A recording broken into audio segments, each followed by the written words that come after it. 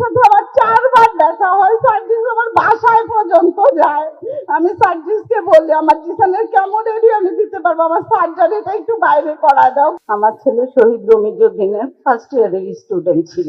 5ই August সন্ধ্যায় তাকে fascist হাসিনার দোসরেরা গুলি করে মেরে ফেলে।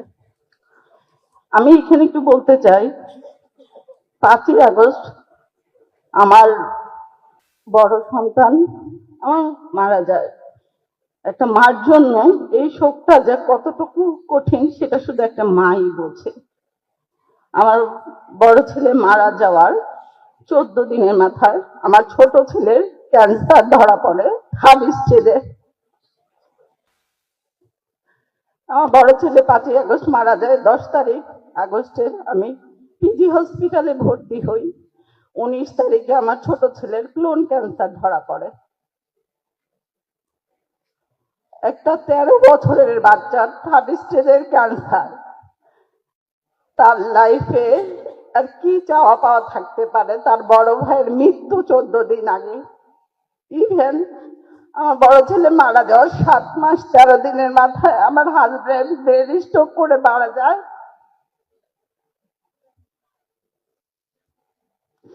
2025 মার্চের 18 তারিখ 17 রোজায় লাইফের এই পর্যায়ে আমি আমার ছোট ছেলের হারানোর আর কি আছে?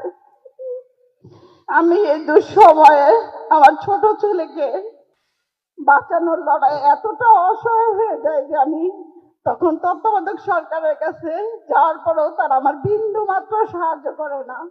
আমি স্বাস্থ্য উপদেষ্টার কাছে 3বার আমার এই অসুস্থ ছেলেটাকে নিয়ে যেয়ে সারাদিন বসে থাকি কেমো দেওয়ার পরে উনি আমাকে বলে ওনার হাতে কিছু নেই। আমার সন্তানই ট্রিটমেন্ট পায় না, কারণ ও শহীদের ভাই। এই খবর কোনোভাবে আমরা বিএনপির পরিবার কাছে পৌঁছায়। আমি শুধু আমার ছেলের 3টা কেমো খুব কষ্ট করে প্রোভাইড করি। 4 নাম্বার কেমো থেকে আল্লাহ রহমতে জনাব তারেক রহমানের পরিবার, আমরা বিএনপির পরিবার আমার পাশে পাই। জীবনে বাঁচার লড়াইয়ে ওনারা আমার ছেলের পাশে আর আমার পাশে কিভাবে ছিলেন হয়তো আমি আপনাদের বুঝাইতে পারবো না। তখন তো আমাদের যাকে আমার সন্তান মারা গেছে তারা তো আমার খোঁজ খবর নেয় নাই।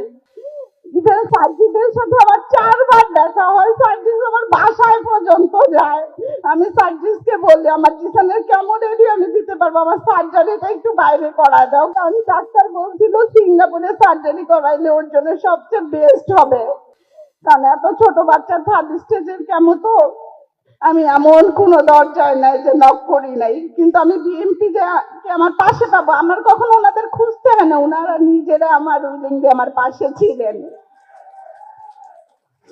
জনাব তারেক রহমান বর্তমানে প্রধানমন্ত্রী, উনি লন্ডন থাকা অবস্থায় আমার জিসানের খোঁজ খবর নেন, ওর জন্য গিফট পাঠান এবং উনি শুধু আমাকে বলেন জিসানকে বলবেন শক্ত থাকে, জিসানের জন্য যা করা লাগে আমি আমার সামর্থ্য অনুযায়ী করব।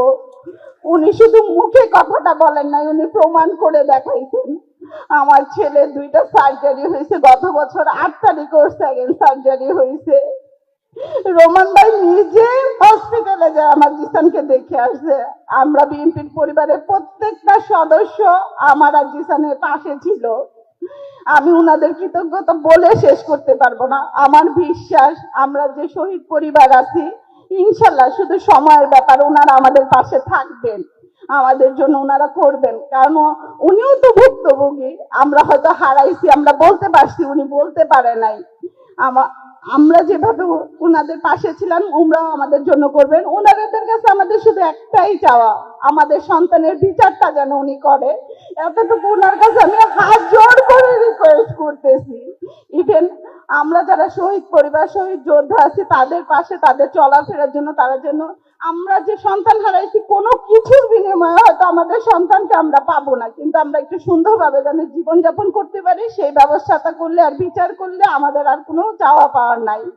আমি আবারও বলতে চাই তারেক রহমান আমার পাশে যেভাবে ছিল, রোমান ভাই, মিথুন ভাই, ইভেন আমরা বিএনপির পরিবারের প্রত্যেকটা সদস্য, আজ পর্যন্ত আমি 2nd অপারেশন করাইছি, প্রায় 1 বছর হয়ে গেছে। আমি হয়তো ফোন দিয়ে বলি ভাইয়া জিসানের এইটা লাগবে, আমার বলতে দেরি, আমার একদিন সময় লাগে ওইটা আমার কাছে পৌঁছায় যাইতে। ইভেন আমি একজন ক্যান্সার রোগীর মা হিসেবে, একজন শহীদের মা হিসেবে আমার হয়তো চিন্তাও করতে হয় না যে কালকে আমার ছেলের কেমো, পরশু রেডিও, আমি কি করব, কারণ আমি একটা সিঙ্গেল মা হিসেবে আমি কিছু করি না। আমার হাজবেন্ডও মারা গেছে, প্রায় 1.5 বছর হয়ে গেছে। ক্যান্সারের মতো একটা কি লেভেলের ট্রিটমেন্টে টাকা লাগে সেটা শুধু সেই পরিবারেই জানে। আমার দিন শেষ অন্তত জিসানের ট্রিটমেন্টের জন্য আমার টেনশন করতে হয় না। ইভেন আপনাদেরকে এখনো আমি বলতে চাই, বলাটা উচিত না, মাত্র রোমান ভাই আমাকে জিসানের কথা জিজ্ঞেস করে বলতেছে ওর এই অবস্থা কেন, ওকে এত খারাপ দেখাচ্ছে কেন। আমি বলছি ভাইয়া ক্যান্সারটা আগে একটু বেড়ে গেছে।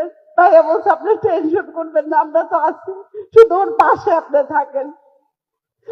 লাস্টে একটা কথা বলতে চাই, দিন শেষে প্রতিদিন সকাল হয় রাত হয় আমার জিসান শুধু বলে আম্মু ভাইয়া তো আমাদের রেখে চলে গেছে, কিন্তু আমি তোমাকে কার কাছে রেখে যাবো, তুমি তো সম্পূর্ণ একা।